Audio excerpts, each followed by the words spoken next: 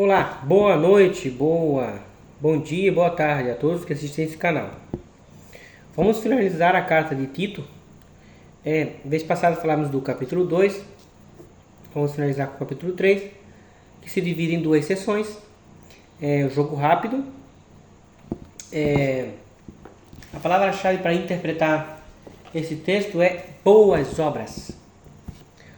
Povo chamado para boas obras, a frase. Um povo chamado para boas obras. Certo? Boas obras. Fique com essa palavra na sua mente. Certo? Tito capítulo 3. Vamos lá então, vamos fazer a leitura. Tito. Antes de Filemão. Tito. Capítulo 3. Certo? Diz assim: admoesta-os a que se sujeitem aos principados e potestades, que lhes obedeçam e estejam preparados para toda boa obra. Que ninguém infamem, nem sejam contenciosos, mas modestos, mostrando toda mansidão para com todos os homens. Porque também nós éramos em outro tempo insensatos, desobedientes, extraviados, servindo a várias concupiscências e deleites, vivendo em malícia, em inveja, odiosos, odiando-nos uns aos outros. Desejo assassino, né? Pesado. 4. Mas quando apareceu a benignidade e a caridade de Deus, nosso Senhor e Salvador, para com todos os homens, para com os homens, né? Não pela obra de justiça que houvéssemos feito, mas segundo a sua misericórdia, nos salvou pela lavagem e a regeneração da renovação do Espírito Santo, que abundantemente ele derramou copiosamente sobre nós por Jesus Cristo, nosso Salvador, para que, sendo justificados pela sua graça, sejamos feitos herdeiros segundo a esperança de vida eterna. Fiel é esta palavra. Isto quero que deveras afirmes, para que os que creem em Deus procurem aplicar sim as boas obras. Estas coisas são boas e proveitosas aos homens. Mas não entres em questões loucas, genealogias e contendas, e nos debates acerca da lei, porque são coisas inúteis e vãs. Esse versículo 9 bem pesado. São inúteis e vãs. Discussões acerca da lei. Né? É como discutir sobre, é como molhar onde já choveu. Não estou fazendo nada. Certo? E genealogias. O homem herege, depois de uma e outra demonstração, evita-o, sabendo que esse tal está pervertido e peca, estando já em si mesmo condenado. Recomendações e particulares e saudações. Ele fala assim: quando te enviar Artemas, o Tíquico, procura vir ter comigo Nicópolis, porque deliberei invernar ali. Acompanha com muito cuidado Zenas, doutor da lei, o Apolo, para que não lhes falte. E nossos aprendam também a aplicar-se às boas obras, nas quais necessária, para que não sejam infrutuosos. Saúda-me todos os que estão comigo. Saúda-te todos os que estão comigo. Saúda tu os que nos amam na fé. A graça seja com todos. Amém. Certo? Nesse capítulo 3, dos versos 1 ao 11, nessa primeira parte, ele vai abordar o tema sobre a salvação. Certo? Do versículos 1 e 2, ele vai falar sobre a lembrança, sobre uma pequena lembrança, que é o respeito às autoridades. Nesses últimos tempos, pela proliferação de absurdos que têm acontecido, tanto em porta de direita como de esquerda ou central, tem acontecido muitos absurdos e muitas hipocrisias muita, digamos assim, por parte das autoridades, muito cinismo, né? E muitos absurdos, vamos deixar até essa palavra. E elas têm corroído seu próprio respeito, né? E só que isso não é cristão, porque é um mandamento, certo? O respeito é um mandamento, né? E fala aqui que a gente deve ser manso, tem que ser modesto, para aquilo que é bom, certo? Tá, mas a gente tem que ser submisso para tudo que a autoridade fala? Não, aqui fala a escritura para tudo que é bom. Tudo que é bom, perfeito e agradável, em outro contexto fala, né? Então, se essa autoridade ela apoia uma perspectiva que vai contra a nossa moral e ética, nossos valores cristãos, certo que a gente tem que ir com toda a modéstia e respeito, com todo equilíbrio, né, e mansidão, certo? Sendo muito respeitoso, discordar dentro dos conformes, brigar dentro do que é modesto, do que é respeitoso, dentro do que é conforme as leis, e fazer um jogo justo, certo? Como cidadãos, mas não indo ao extremo, desequilibrando-nos, indo a faltar respeito à autoridade. Isso também convém pagar impostos, isso também convém viver de forma honesta e justa, pagando as contas, fazendo tudo que é certo, né? Nos versos 1 e 2, ele fala para lembrar, porque assim, já foi ensinado, já foi doutrinado essa igreja, ele fala para lembrar. E muitas vezes, em pregações, os líderes têm que lembrar das suas ovelhas, dos seus fiéis, certo? Para que vivam de forma honesta e de forma mansa, modesta e respeitosa para com as autoridades. Não se envolver nesse tipo de parvoíce, né? Digamos assim. Isso no versos 1 e 2. Aí ele complementa essa lembrança nos versos 3 a 7 sobre um antes e um depois, né? Ele fala por que lembrar? Porque antes as pessoas éramos odiosos, éramos movidos por toda sorte de desejos errados, inveja, e todo o desejo de assassinato e de cobiça. Ele fala que nós éramos movidos. E Paulo se inclui, ele inclui nessa escrita também os seus ajudadores, né, os seus cooperadores. Ele inclui também eles. Né? E ele é o primeiro, porque ele era movido por ódio a Jesus, por ódio à doutrina do caminho, por ódio a essa mensagem. Tanto assim que quem o deteve foi o próprio Cristo. Não foi nenhum apóstolo que o deteve com uma ação miraculosa. Foi o próprio Cristo, o próprio Deus teve que deter Paulo, de tão louco que ele era, de tão terrorista que ele era. Ele era movido a ódio. Um ódio insano. Arrastou crianças, mulheres, homens, os torturou e os matou. Então ele se inclui, porque ele sabia que ele não merecia essa graça. Mas ele fala, né, que se antes ele era movido por todo desejo errado, por toda cobiça, e ambição, inveja e ódio, né? Ele era movido por isso. Mas veio a graça de Deus, foi derramada, a caridade, né? Esse amor de Deus, mesmo a gente não merecendo, foi derramado copiosamente através do lavagem da regeneração. Isso nos lembra uma doutrina que se chama Ordem Salutro, né? A salvação se dá de forma poderosa, de forma não sinérgica, não de forma sinérgica, mas unilateral, unidirecional, de cima para baixo. Um homem morto sem delitos e pecados, odiando um ao outro e odiando a Deus e odiando tudo que tem a ver com Cristo. Então Deus decide descer e ressuscitar pelo poder maravilhoso de sua palavra, através do Espírito Santo, e através dessa lavagem fazer que esse morto ressuscite, e assim ele possa ser renovado, ou seja, ser feito uma nova criatura. E nessa ação poderosa do Espírito Santo, ele passa a responder ao chamado e a viver em serviço a Deus, em gratidão. Assim como em gratidão, como foi com Paulo.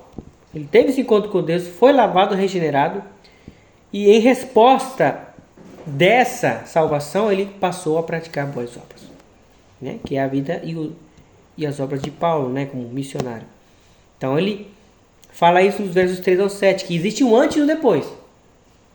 Por que ele fala isso?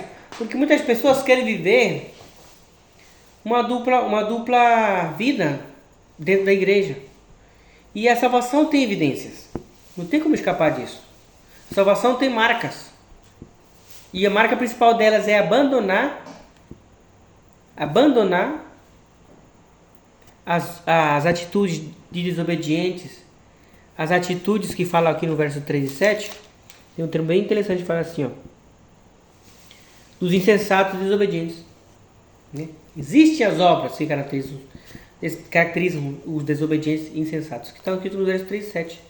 E é o ódio, que é desejos maus, certo? Que fala aqui concupiscências, invejas, malícias, desejos assassinos, né? Que movem os filhos da desobediência. Mas ele faz isso é uma margem, né? Do antes e do depois. Então Deus, ele resgata as pessoas e faz com que, pela obra da justiça de Cristo, pelos méritos de Cristo, eles venham renascer, ser regenerados e possam então ser chamados de herdeiros, herdeiros da graça e da vida, a esperança da vida eterna, certo? A partir de então eles começam a ser chamados para boas obras, né? A gente vai então falar sobre o ponto C, né? ABC. Agora é o ponto 8, do versos 8 ao 11, fala sobre o povo chamado para a prática de boas obras. Não, o chamado para a prática de boas obras. Então, sendo salvos, tendo uma margem do antes e do depois, a gente vai então, o Espírito de Deus vai mostrar nesse salvo, nesse chamado, nesse que foi chamado e foi eleito, vai mostrar então que essa pessoa foi salva como? Praticando boas obras. Praticando boas obras, né? Em outras palavras, em outras cartas, seria o fruto do Espírito, né? Em outras palavras, em outras cartas, o mesmo termo seria as obras da luz, né? E deixando de fazer errado, fazendo bem, certo? Aí o versos 8 ao 11 fala assim: pela fiel palavra, isto quero que deveras afirmes, para que os que creem em Deus procurem aplicar-se às boas obras. Tais coisas são boas e proveitosas aos ser humano, aos homens. Ele fala isso porque a pessoa, quando é salva, é tentada a ser empurrada a perder tempo em discussões que não trazem avanço ao reino de Deus. Tipo, calvinismo ou arminianismo, dispensacionalismo ou aliancismo, batismo de criança, batismo de adulto. Meu Deus do céu.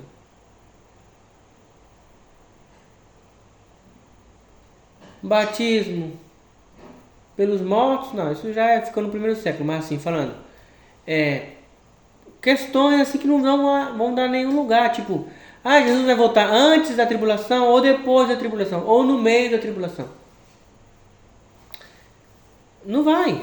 Se você crê que Jesus vai voltar, glória a Deus, se prepare, independente se vai antes, depois ou no meio. Se prepare, viva de forma correta. O que você prega está de acordo com as Escrituras, vivam, pratique-o. Mas aqui está falando intencionalmente com respeito à circuncisão, àqueles que, por sorte da ganância, enfeitiçavam com as interpretações da lei e misturavam a fé em Cristo ao antigo pacto, à lei mosaica. E ele fala, em outras palavras, que tudo isso é vejestório. Tudo isso ficou para trás para a história. Não é necessário ficar mais discutindo sobre essas coisas, genealogias e mitos e coisas inúteis e vãs. Fala aqui, inúteis e vãs. Ou seja, vão envelhecer. Passaram já. Eu não sei que 70 depois de Cristo, o templo foi destruído pela própria profecia do Messias, né? Aquela casa de ladrão, aquele covil de ladrão foi tudo destruído. O ouro que ali ficava foi tudo derretido e espalhado a todas as nações. Então, o novo templo é cada crente, cada cristão que deve se aplicar numa vida de sacerdócio santo e agradável, né? E um culto racional embasado em boas obras, né? O sacerdote recebia as primícias, recebia os sacrifícios diários, recebia os sacrifícios anuais, recebia os dízimos, recebia as ofertas especiais, seja de libação, de pão, de comida, de o que for. Ele tinha a parte dele, e dessa parte dele ele também repartia aos pobres necessitados, às viúvas, né? E aos estrangeiros pobres e as demais pessoas. E até para ele mesmo, né? Ele repartia. E fazia também com que as pessoas que viessem apresentar essas libações praticassem também esse tipo de generosidade. Então, desde o começo, era fazer boas obras. Além das 4 esquinas de cada, por exemplo, de cada colheita, que se vê muito patente na história de Ruth, e é por isso que Ruth sobrevive junto com Noemi, por causa dessas esquinas, né? Que as pessoas que trabalham na lavoura eram proibidas de colher. Isso, independente se era cevada, se era trigo, se era centelho, se era ovinha. As 4 esquinas não podiam ser coletadas. Era dos pobres, das viúvas e dos estrangeiros e pessoas necessitadas. Então, isso sempre foi a intenção de Deus. Um povo que praticasse boas obras. Agora, não mais debaixo da lei, de uma lei que obriga você o faz pela lei interna do Espírito, da lavagem da regeneração. Que te faz, supõe-se que você agora é uma boa criatura e vai praticar boas obras. Vou separar do meu salário um pouquinho. Todo dia um pouquinho. Eu vou fazer uma visita ao meu irmão, vou fazer uma visita a uma pessoa de terceiro que não é crente, e vou levar para lá uma comida e vou falar: Jesus te ama, eu te amo, Jesus morreu na cruz por ti, e aqui está a prova de que ele morreu por ti. E ele te ouve, ouve tua oração, ouve, apesar de que você está assim desse jeito, ele te ouve e te ama. Nossa, isso é maravilhoso. Que melhor testemunho que esse? Eu estou me acabando aqui, triste, isolado, aqui, triste, acho que ninguém está olhando para mim, e nos meus pensamentos pedindo Senhor misericórdia, alguém que eu não conheço vem e fala que Jesus me ama e me dá comida, e me dá uma palavra viva, de esperança. Glória a Deus, Deus existe, tá vendo? Sempre foi um povo de boas obras, né? Agora sem necessidade de lei, né? Porque é vão e inútil, certo? Aí ele passa então dos 8 ao 11, né, exortando a congregação de Tito, né, ele fazendo lembrar Tito sobre essas coisas, das boas obras. Passa a segunda parte, recomendações finais e bênçãos. É interessante essa parte que já fala, essa primeira parte do capítulo 3 é do líder ao povo, né, ao povo. Não fique discutindo coisas bestas de inúteis e vãs sobre a lei de Moisés, sobre mitos e lendas dos judeus. Não fica discutindo muito com herege, que traz divisão. Repreende uma vez, admoesta 2, a terceira manda ele embora. Trate-o como pessoa de qualquer do mundo, porque essas pessoas estão pecando. Qual que era o pecado de Hebreus? Não reconhecer a plena obra e mérito de Cristo. Telestai. Não, ainda tem que praticar a lei para poder complementar a obra de Cristo. Não, está pecando, está sendo incrédulo. Esse é o pecado que está sendo citado aqui. E essas pessoas vão se perder, vão morrer nos seus pecados. Por isso que Paulo está falando aqui, certo? Continuando então.